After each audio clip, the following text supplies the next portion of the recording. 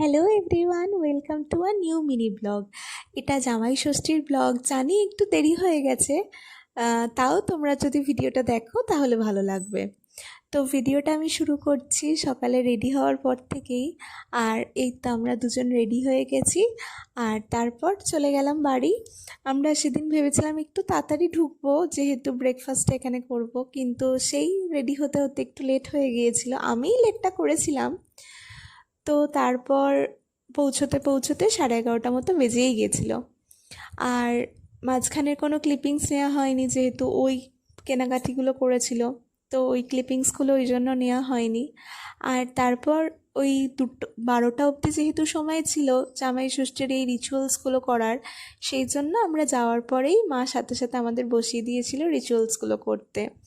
তো ওই যা হয়ে থাকে আর কি, হাতে বাটা তুলে দেওয়া, তারপরে হলুদ সুতো পরানো, পাখার বাতাস করা। যারা জামাই ষষ্ঠীতে যাও তারা তো জানোই কী হয়ে থাকে।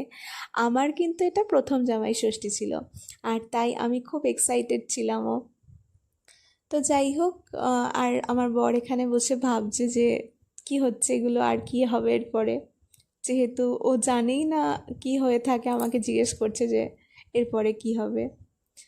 তো আর সেদিনকে মা বানিয়েছিল লুচি আর পানির, আর মিষ্টি ছিল, দই ছিল।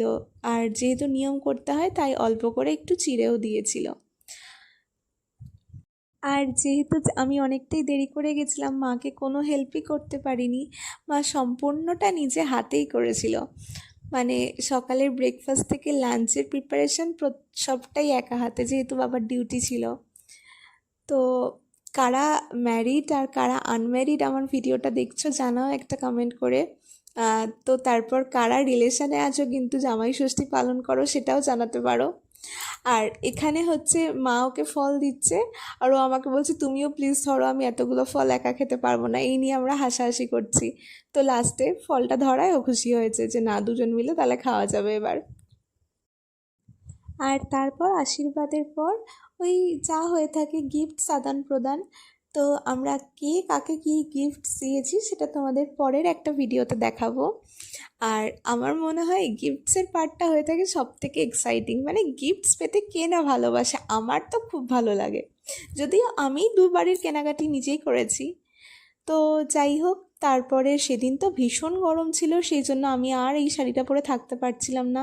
ব্রেকফাস্ট করে নিয়ে আবার চেঞ্জ করে নিয়েছিলাম, আর দুপুরবেলা আবার একটা শাড়ি পরে রেডি হয়েছিলাম। আর সেদিন লাঞ্চে ছিল এই যে ভাত, 5 রকমের ভাজা, তারপরে হচ্ছে নারকেল দিয়ে মুগ ডাল, কাতলা মাছ, ইলিশ মাছ, চিংড়ি মাছের মালাইকারি।